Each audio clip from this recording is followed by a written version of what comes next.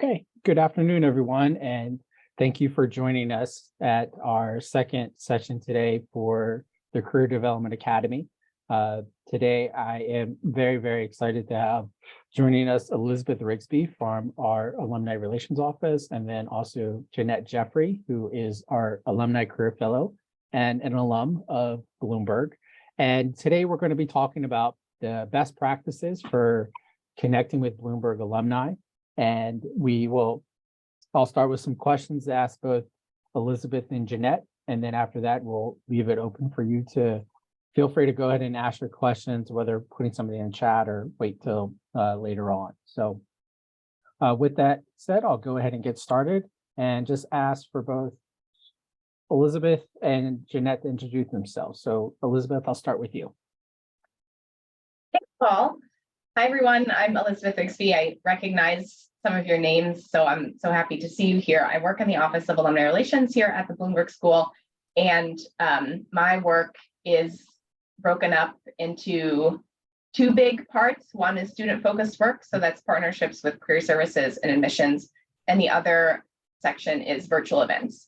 So as we get into the spring, you'll see in the speed read a number of, they're called Spotlight Series events, and it's an opportunity for us to bring folks working in any public health field back virtually or in person to talk through their work and connect with other alumni and students in the field. I'm happy to be here today. Thank you. Hi, my name is Jeanette Jeffrey, and I see there are a number of folks that I've spoken to one-on-one in my role as Alumni Career Fellow with Hopkins School of Public Health. So I've been doing that for less than a year. I am a graduate of the 2007-2008 MPH class, and so it's always such a thrill for me to be able to share in the magic with our current MPH students and helping them with some career advice. And I also wear two hats. I just became an executive director of a nonprofit here in Kent County, so I am able to bring my work from there also and sharing that with current students who are interested in the nonprofit world. So it's great to be here and so thrilled that you're all joining today. Great, thank you both. So let's go right into the questions.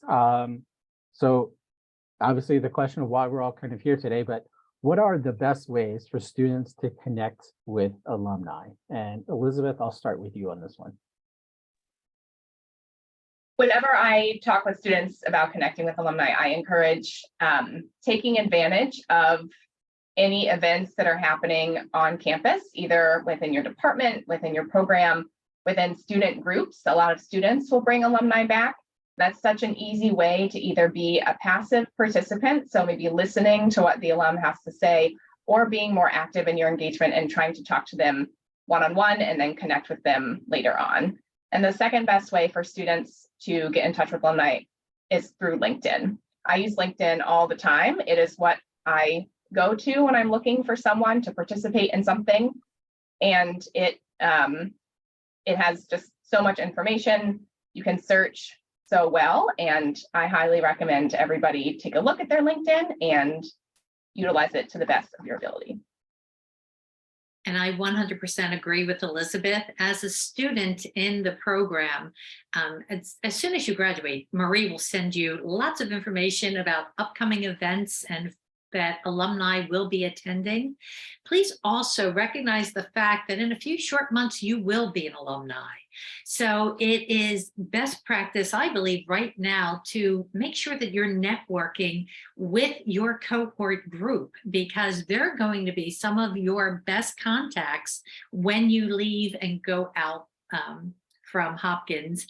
And I will tell you, from graduating 2008, I still have a very close group of folks that were in my cohort group that to this day we're in constant contact. Yeah, and I can echo what Jeanette is saying. So in the few months that she's been working with us, and we'll have meetings and talks, and she'll be like, oh, let me go find, I know this person here. And that, she's just kind of scrambling through her network of people that she knows or people that she's connected with and things like that. So totally kind of I definitely agree with the connecting with your classmates, because your classmates will become your future resources in the work that you're doing. Cool. All right. So talking about connecting, but now we're going to talk a little bit about platforms. So Elizabeth, you mentioned LinkedIn, and maybe, certainly speaking to the values of that, I think it's, what we know, we've talked about it in other sessions, but, so again, the advantages of LinkedIn, and then other platforms that might be good that students might know about, like OneHop or things like that.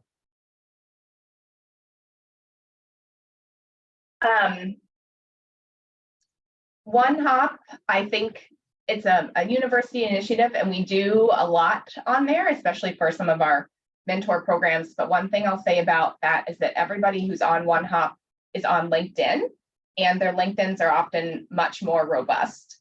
So if we have to pick the most efficient way to reach out, I always encourage people to opt for LinkedIn over OneHop, even though OneHop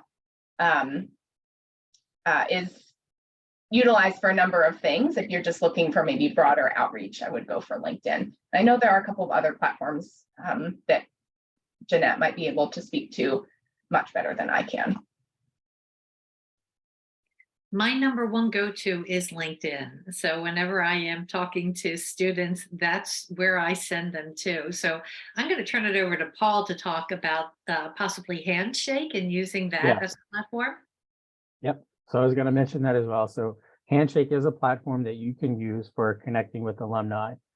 It does have the ability within there for you to not only find alumni, but also to find your fellow classmates, even your classmates outside of the Bloomberg school. And so there are suggestions of who to contact. You'll notice too in Handshake, if you use that platform, when you search an employer, it might also to bring up and share with you other alumni or others that are from Hopkins that are working at that particular organization. So that's another one that you can look at as well. Another thing I can say too, in terms of is utilizing Hopkins groups. So this is something new that the school had, the university's had it for a while, but the school is using it much more now. But that's also too another good way to making sure that if those student groups that Elizabeth was speaking about are connecting with alumni and bringing them back, is that then you can learn through those particular channels as well what they have going on and what is happening within a particular student group you might be interested in as well. I will echo the thoughts about LinkedIn in terms of it is up to date. I mean, Elizabeth, you can correct me with this. I don't think every alumni is contacting you and saying, hey, I got this new job, right? And so, but they are going to update their LinkedIn profile.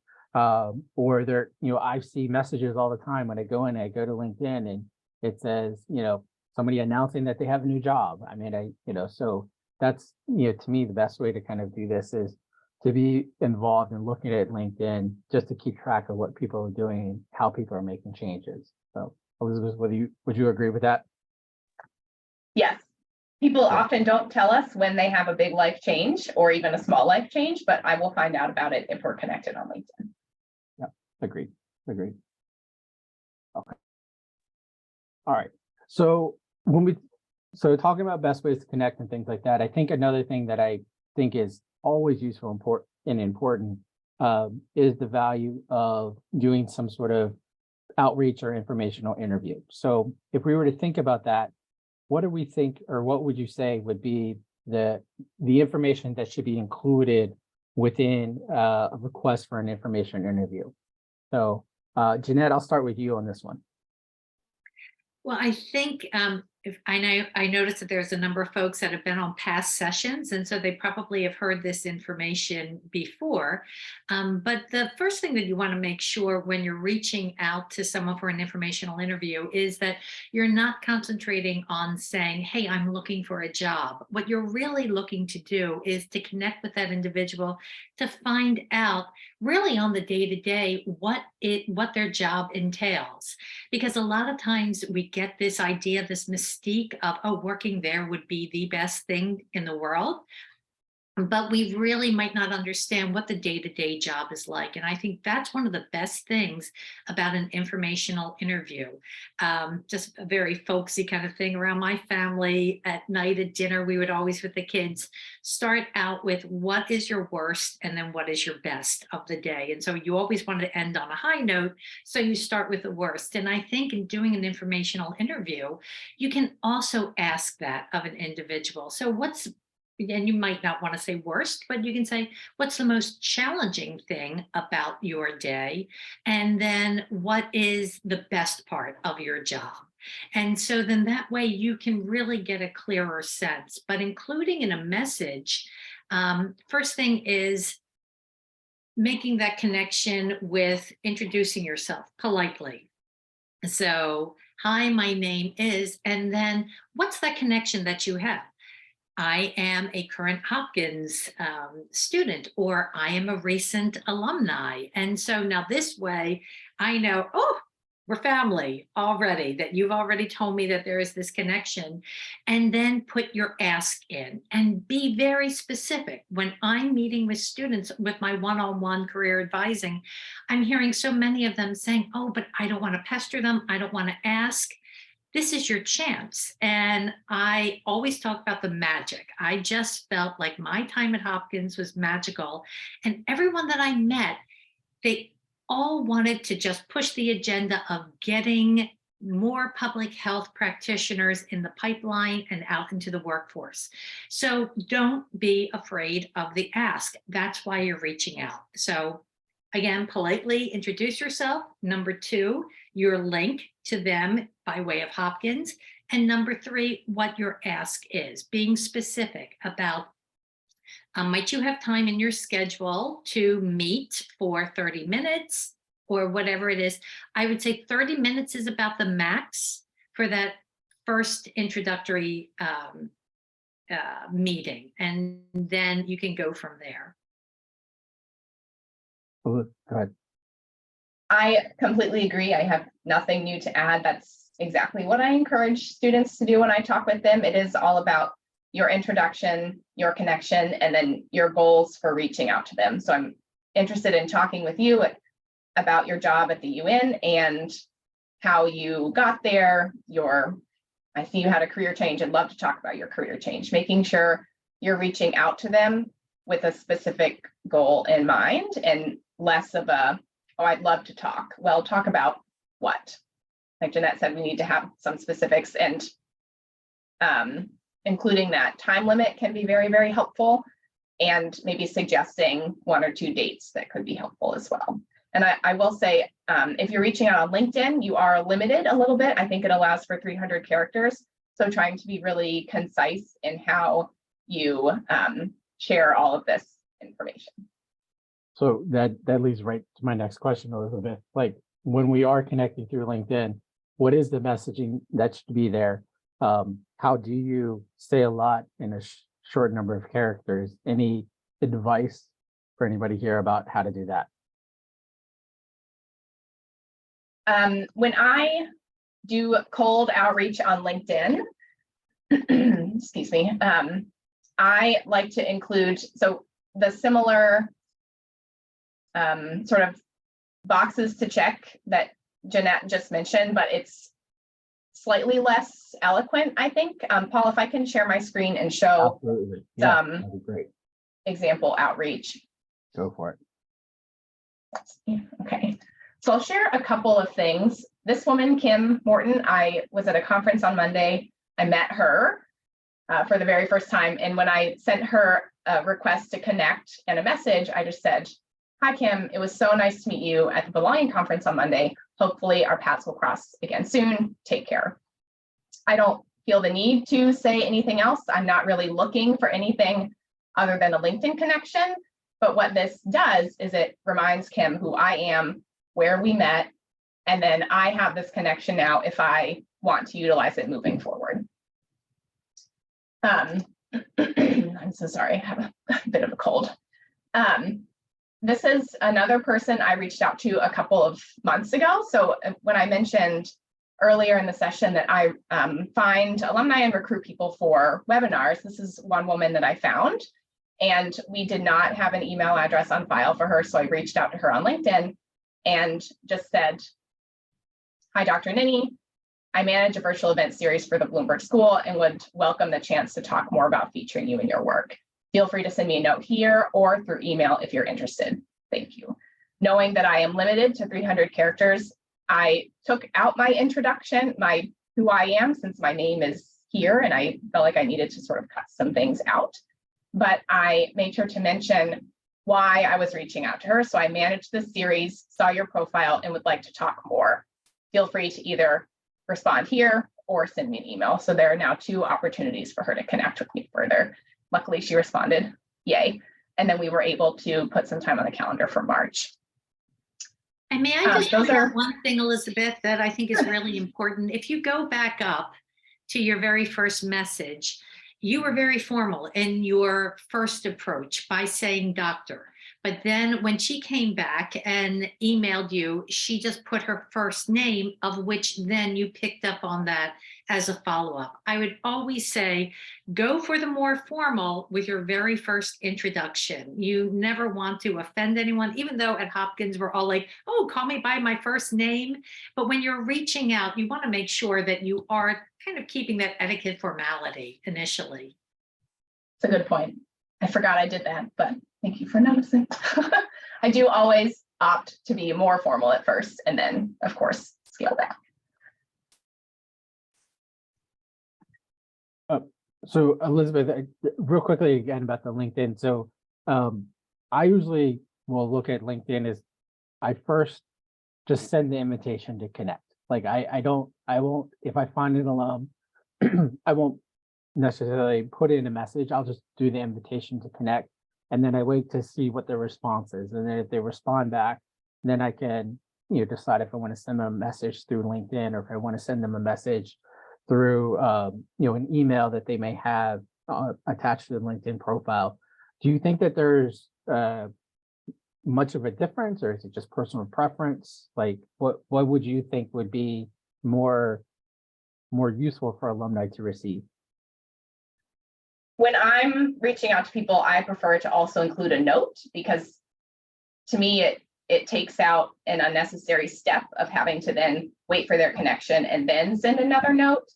So that is my personal preference. And I, if people are connecting with me, if we don't have a shared space, so if I don't see that they're a student at Bloomberg, or I don't see that we used to work together, it's just a person that might work in my field reaching out to me, I prefer a note.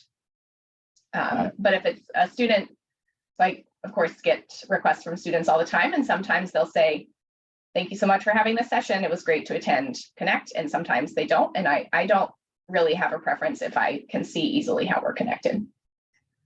Got it. Okay. Awesome. Let me go back to the slideshow. All right. So we talked about the cold outreach in terms of what to do, and putting the ask, the formal part of it as much as we possibly can. I think now what I would like to kind of think about is what are the pitfalls? What are the things to avoid?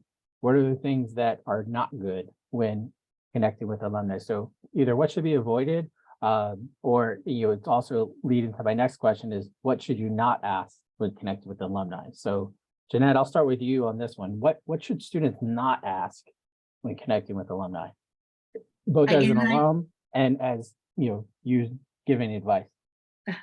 Number one, hi, Jeanette, do you have a job? So again, what you want to make sure is that you're building a relationship with this person. Knowing again that you've joined a family when you've joined Hopkins, and all we want is to make sure that you're getting ahead and being part of our motto of protecting health, saving lives, millions at a time. So we're here to want you to succeed, but make sure again that you're trying to create a connection. I always tell students, if you're going to reach out to an alum, do your research first on that individual. If they are, like we just had a speaker in mental health, if your background or your future is in the field of mental health and you're reaching out to someone who's in the mental health field as an alum, and look to see if they have published papers. Read one or two of their papers, extract out some information that you found interesting and useful to you within their body of work. People love to talk about themselves. So when you're reaching out and finally making that connection with an alum and doing an informational interview with them, you can say, I read your paper on so-and-so, and I was very interested in this point that you made. Would you mind providing a little more clarity, or get them to talk about that? If I know as an alum that you're interested in the work that I do, that right there is going to be a tie that binds us together. So again, do your research, create that relationship, and not be so bold as to throw it out there first that this is what I want. You need to create the relationship before the ask. Elizabeth, anything to add to that, or like things that students should avoid? The most important thing, I think, is asking for a job or asking if the company is hiring. Every organization, or almost every organization, will have open positions listed online. So before you meet with someone, yes, absolutely do your research on them. And if you're really interested in the company, do your research on the company as well. And one thing I will say also, in terms of language, when you're reaching out to people, is to avoid slang as much as possible. So when we do some of our accepted student outreach, I work with alumni to make themselves available to accepted students, and I provide students with a template that they can use to reach out to alumni. And despite having that template, students will often start an email with something like, hi, dear, or hello, fellow, something. And just in a way that is immediately off-putting. So when you are introducing yourself and sending that first email, you do want to make sure that you are using, it doesn't have to be the most formal language, since you could be 25 and this person could also be 25. And I don't like to be called Ms. Rigsby because I think that makes me sound really old, but you can use respectful, formal, comfortable language without using slang or something that could potentially be confusing or disrespectful to an alum. Yeah, and you kind of touched on what I look at. One of the next question is, how can students make the connecting with alumni seem authentic? And that it isn't a ask for, I want to get a job, or I'm asking you to do something for me. But is there any tips or things that you could suggest that would be good for students to kind of keep in mind, to know that you know, their request to meet with, or their wanting to connect with an alum is going to be seen as something that is authentic? So either one can chime in on this one. Maybe Jeanette, if you have an idea. I see you thinking.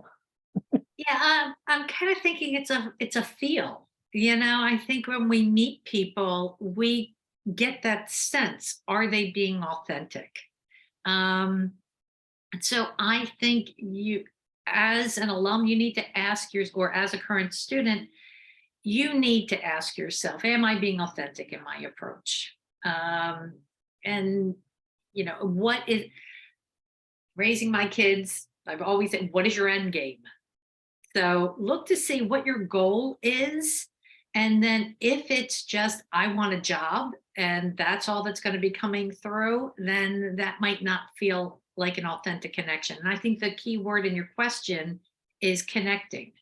So are you ready to authentically connect with an alum, or are you just looking for a job? If you're just looking for a job, keep in mind who you're contacting. The person who's an alum may not be working in HR. More than likely, they're not. So asking them, do you have a job for me? That's the wrong person. So So I'm going to ask you one more question then, Jeanette. So as an alum, Mhm.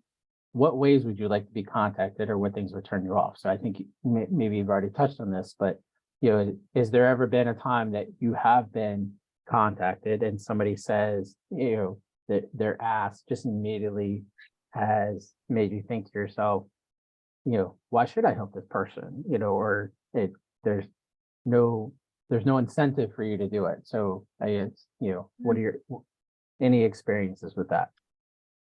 Well, I don't think I'm the right person to ask because I love every student and every Hopkins. So I never see them as a bother. And I think that's the other thing Mhm. that I hear students do say, well, I don't want to bother. Don't don't think that way. This is why you came to Hopkins. And I remember it wasn't Marie, it was another dean of the or chair of the MPH program, who on our first cohort day said, your best learning is not going to come from, your world premier professors here, it's going to come from your cohort group. And so, you learn so much from those that are your colleagues and also from alums. So don't feel like you're ever bothering them. I think, again, every Hopkins person that I've ever met from the School of Public Health has been nothing but less than wonderful and wanting people to succeed. So, but my fourth grade teacher told me, Jeanette, if I put you in the corner with a brown paper bag, you would talk to it too. So, I like talking to everybody and finding out their story. Okay. Well, fair enough. And it is, and that's part of the reason probably why, we always stay, you and I always stay connected all throughout the time, even when you're done, is, you But see, have, yeah. that right there, Paul, is a perfect example. So in 2007, 2008, they were doing this career fair. And Paul was looking for a representative from our class. And so I served as our student representative for this. And we stayed connected all the way since. And so when Paul contacted me about doing the alumni career fellow, I mean, I couldn't think of anything better to do. So, Cool. Awesome. Well, I do want to make sure that, anybody that does have a question, feel free to raise your hand, take yourself off of mute, to ask, both Elizabeth and Jeanette. So, certainly feel free that this is, a great time for you to kind of learn more, from these experts about kind of what they think to do. I know, so Elizabeth, I wrote this one in as, what are the types of requests you get from students? So, maybe I guess I would think about kind of phrasing it slightly differently, is like what are the types of requests that you get that seem to work out well in terms of what students are asking for? It's a great question.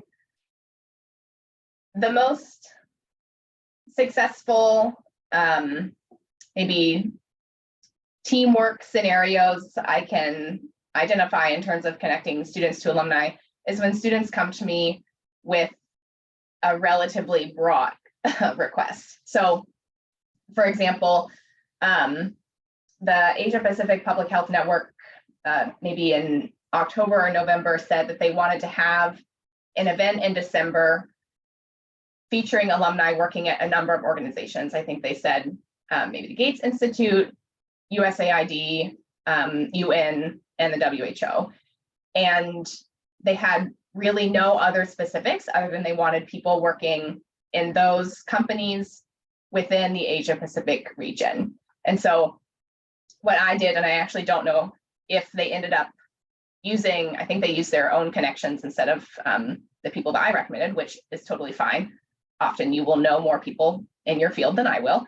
But I was able to search on LinkedIn for a number of folks that hit some of those criteria, because the request was broad enough that I could search keywords in LinkedIn and pull up enough people, but also provided some specific guidelines for me to move forward with.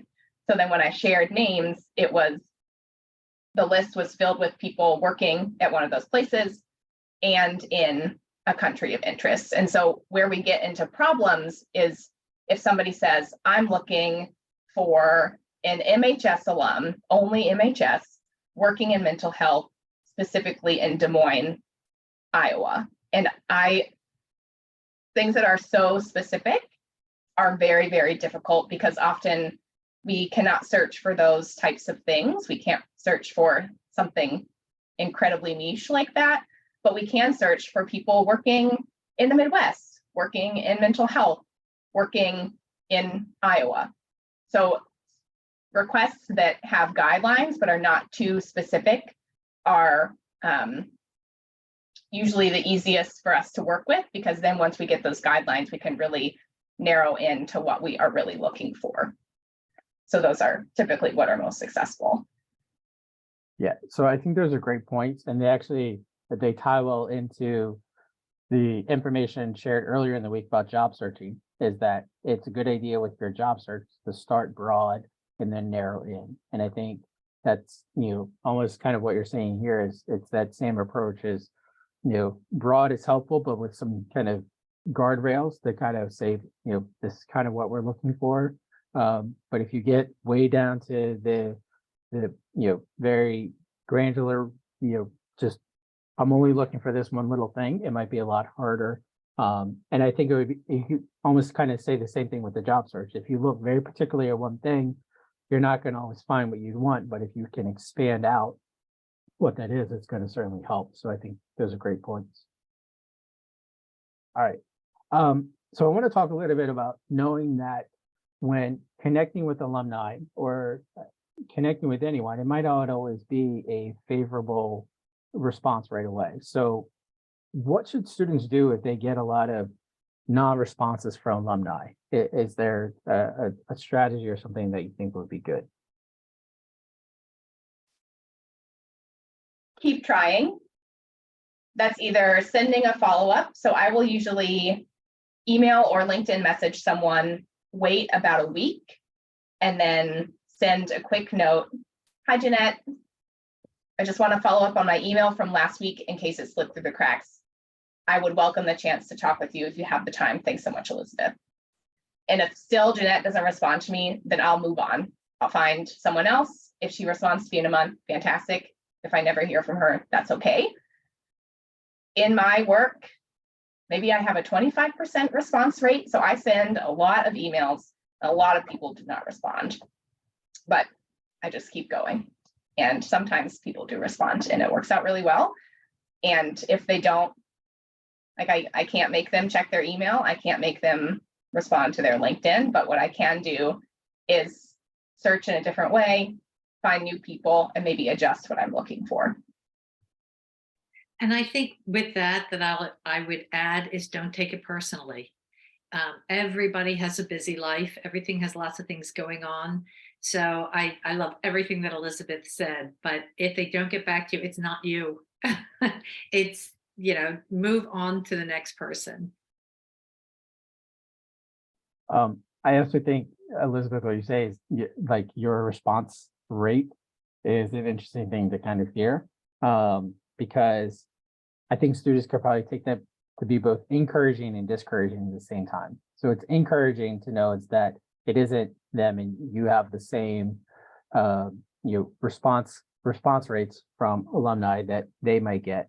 But I also say that it could be discouraging because students might just think, well, I'm a student, they don't have time for me. They don't, it's just an easy thing to dismiss because they're very busy. But I kind of think of it as that sometimes alumni, those are easier things to do. Like those are might be the fun things to do, which is to talk to a student about what they do. So don't think that, again, a lack of response is a bad thing. I kind of agree with everything both Jeanette and Elizabeth say. It's timing, it's how busy someone is. Don't take it personal, keep trying. Being resilient with it is good.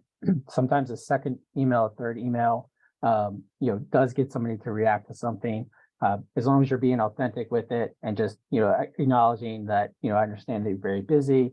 If you don't have time, I will say another thing you could add to this too, is that you could ask somebody to say, I understand you might be very busy, but if there's somebody else you could recommend, I'd really appreciate it. So ask me for an influential introduction to somebody else. So they might be able to pass you along to somebody else to have you have a conversation. So if someone you reach out to can't talk to you, but they can be a connector, I think that's another thing you can put into your messaging if you're not getting a response. I think that's a great point, Paul. And that's something that I always emphasize when I'm meeting one-on-one with the MPH students, that if I'm making a connection for them, I said, well, it comes with a cost. At the end of your talk with this person, you need to ask them, who are two people within your network that you feel I should reach out to, and what's the best way to get in touch with them? Because it's all about building your network. And so if you think about it that way, you talk to the one and they give you two, and then exponentially your network is growing. All right.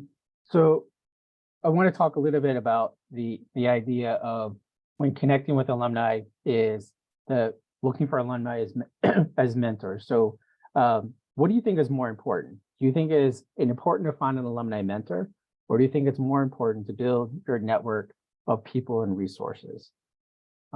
Elizabeth, I'll have you start this one. I think a network is so much more important than your relationship with one person. I say that as I also manage a number of mentor opportunities for the school. It's a major part of my job. But I think that students often get hung up on the word mentor and the idea that there is one sole person that can stay with them through the next 10 years and answer every single question they have. And that is not the case. And so what I encourage people to do, even if they have someone that they consider a mentor, so I am working in this field, I think Jeanette is a great resource. I would consider Jeanette a mentor if I go back to her often with questions. But what I also encourage students to do is, yes, maintain that relationship with Jeanette, but also, just like she mentioned before, making sure that I'm reaching out to other people, collecting relationships, collecting information, collecting names, so that if I have a question about working in the solar panel industry, I know that Jeanette cannot answer that question for me, but maybe somebody else that I've connected with over the past couple of months can. And so what I really encourage students to do is to build a network of people. So that way, as you are searching for jobs or considering new careers, you have multiple avenues to pull from and different perspectives to consider. And I'd also question the way in which the question is phrased. Two things can be correct at the same time. So it can be important to have an alumni mentor and to build a network of people and resources. I think all are important, but understand that they serve different purposes. So I think an alumni mentor can get almost to a personal level that you can feel attached to someone, whereas a network and resources can be different for you to get you an open door to a company that you might be interested in, or to find out about various companies and what their mission is through the resources that are provided. So I wouldn't do a pecking order. I think they all play a part in our alumni's search and building of their career. Yep, great point. I agree with you. I think it's really a both answer, but it's good to hear both perspectives on it. All right, so we're getting near the end. We got about 15 minutes left. Again, I want to leave it open for anybody that might have questions. So please raise your hand into the or take yourself off mute or put something into the chat, and I can read it to both Elizabeth and Jeanette. What I'm going to just kind of end with, and anything that we haven't covered that you might want to suggest or have here, is any final tips or recommendations to students with this, either to conclude of some things you've already said or anything else that may have been missed. So either one wants to mention something here. Well, I would like to say, as a former alum, you've got this much time that you'll be staying in this magical place right now. Between now and May, You need to be meeting as many students as possible within your group, because as I said, you're all going to be alum very shortly. And so if you haven't pushed yourself out there to various social events, even within your classes, to just try to say, hi, I haven't met you yet. My name is, I know there was one student that I spoke with that actually had a spreadsheet of all of the students' names, what their degree program was in, what their interest was. And you can even do like a 20 question. So where are you from? What's your interest? You know, anything that keeps you connected. I know it's passe now, but back in my day, Facebook was the thing. And so if you look on my Facebook connections, half of them are from my MPH program, because like I said, I talked to everyone and I wanted to get to know everyone as much as possible. I've told this story before. Right now, where you're here, you might not be thinking another 20 years down the road, but I had very young children when I was in the MPH program.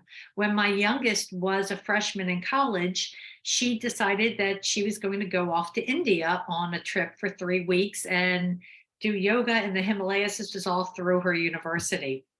I put it on Facebook. My daughter's going to India. 3 physicians that I was in the program with from India immediately messaged me. Where will she be? What's her itinerary? And all of them got back to me and said, I live in this region, she'll be in that region, but I know people there. If she needs anything while she's in country, here's my information. Have her reach out to me. I'm going to tell you, on a mom side, that was the most comforting thing in the world for me to know that my daughter had family in a country that I wasn't in. And so you never know what these connections you're going to make today as a student, how that's going to play out 10, 15 years down the road. So please don't waste this opportunity that you have in making these really strong connections with your colleagues that are in the class. I think it's important for students to recognize that you don't need to be an extrovert to build a network. I think if we're just talking about me and Jeanette would probably fall farther on the extrovert side, and I would very much be on the introvert side. When we have in-person events, I like to work the registration table so that I don't have to start a conversation with anyone. But I still am comfortable in my communication skills, my ability to connect with people. But one thing that I have really had to work on is to get past that initial discomfort of that cold outreach. And it truly, truly is a skill that you need to develop that takes practice. If you don't do it, it will never get easier. And then you will feel like you're falling behind. So we are here. I am happy to look over if you find someone on LinkedIn and you really want to email them, but you don't know what to say. Happy to talk with you about how to put together a 300-character note to send to them. But it's not only for extroverts, it is for everyone, but it is a skill that really takes it can take a long time to develop. I've been messaging people on LinkedIn for 9 years now, and I don't remember what it was like when I started, but I don't think twice about it now because it's something that I've just had to work on. So don't be afraid, or don't let being afraid stop you from reaching out. Yeah, I think that's great. Excuse me, that's great advice, Elizabeth. The idea that it is a practice skill. So just what we say with interviewing is a practice skill. Nobody ever is 100% perfect at it when they start, but they can get better at it over time when they do mock interviews or they do more interviews for jobs. You also can do the same thing with reaching out and networking. The more times that you do it, the better you're going to get at it, the more successful you're going to be at it, the more confident you're going to feel with doing it. But keep practicing it, keep doing it, because it definitely does have a payoff. So, and you will be able to use it as a way you can utilize it as a way that best fits your personality as well. So again, you don't have to be that very extroverted, outgoing, I love to talk to everybody person like Jeanette, but you can also be, you can still get the same information, so have the same impact through email and through connecting that way. I'm with you, Elizabeth. I kind of feel like I fall kind of in the middle. Like I can be, I can reach out to a lot of people, but I don't feel like I, always comfortable talking to everybody, but I can when I need to. And so, you just find whatever style you think fits best for you as well. All right. So we got about 10 minutes. Just want to see if there's anybody that has any questions about anything, any things that we can cover or talk about one more time. So. Well, we're still waiting on questions. If people want practice doing LinkedIn outreach and connections, as you're attending events during this professional development week or 2 weeks, you can connect with people on LinkedIn for the sessions that you attend and just practice sending that. Hi, Jeanette, it was so great to hear you speak at the session on Wednesday. I look forward to staying in touch. And that can be the extent of your outreach. Jeanette is now a contact. You can like her posts. That's maintaining the relationship. And then she'll like your posts. And that's all you really need to do to get that initial practice, is to just look maybe at the people that you see speak and try to connect with them. And then you can try to get more comfortable, since Jeanette and I we are comfortable talking about this. We know how scary it is to maybe reach out to people, but you can get that practice in a really easy way just by taking this 2-week time frame as sort of like a trial run to what you might do later on.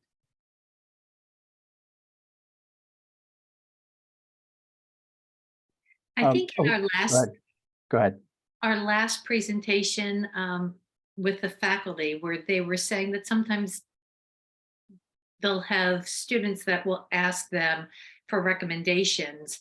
I would also say, as a professor for 30 years, please make sure that you're making contact with your faculty that are there and get to know them. And more importantly, have them get to know you. Because if later you want to reach out to them, you want to make sure that you're memorable to them.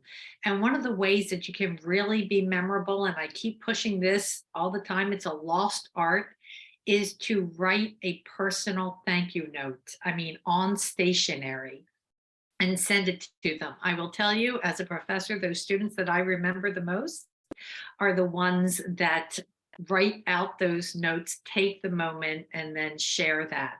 But you want to leave an impression on the folks that have provided you some good resources while you've been there, so that they'll remember you in future. And I know from doing my career advising, this is especially challenging for a number of students who reside outside of the US. Culturally, I've heard students say, well, in my country, we do not ever approach faculty. That's just not something we do. But it is something that is expected here at Hopkins. And so please make yourself known and make that connection.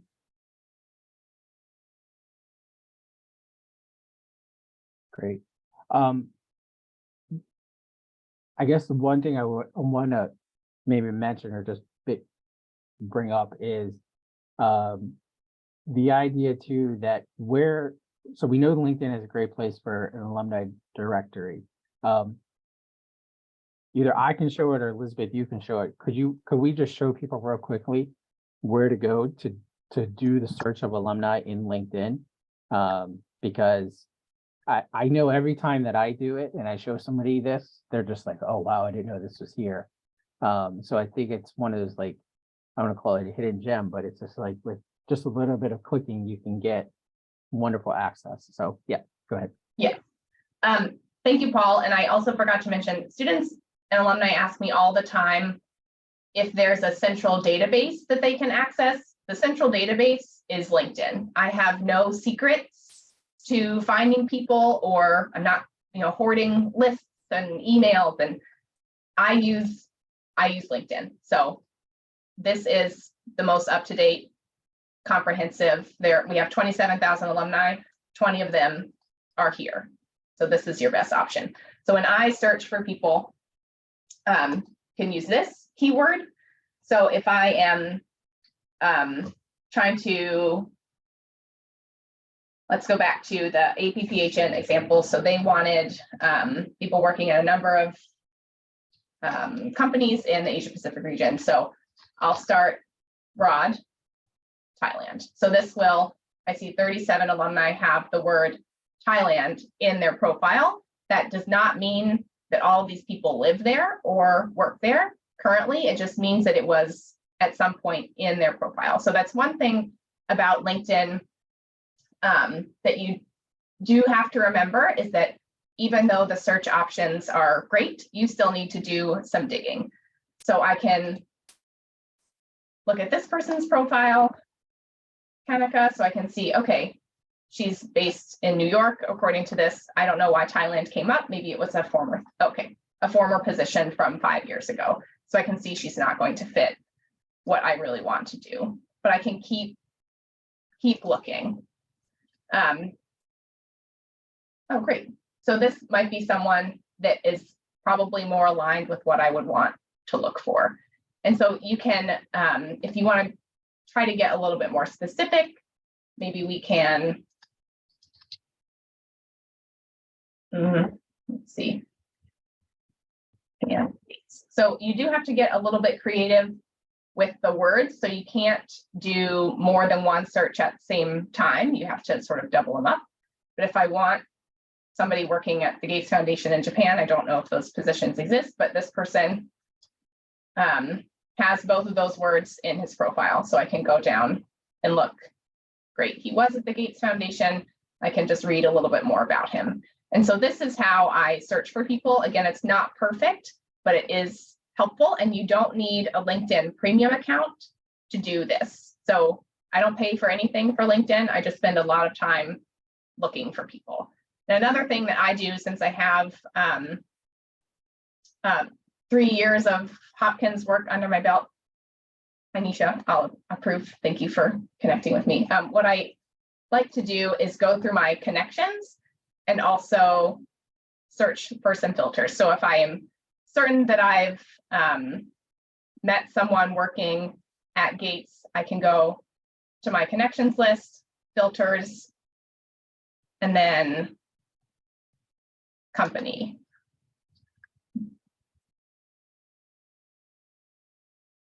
Gates Foundation, see who's here. Okay, so I see Lippy works at the Gates Foundation. I can take a look at her profile. So those are the two ways that I search for people. I think going through the Hopkins page as opposed to my contacts is much more efficient. It's what I prefer, just because I think it provides, of course, a bigger pool. It's just not limited to who I am connected with, but that's how I connect. Would you please, again, write the keywords in the search for alumni? Nisha, so you wanted to know what I was looking for?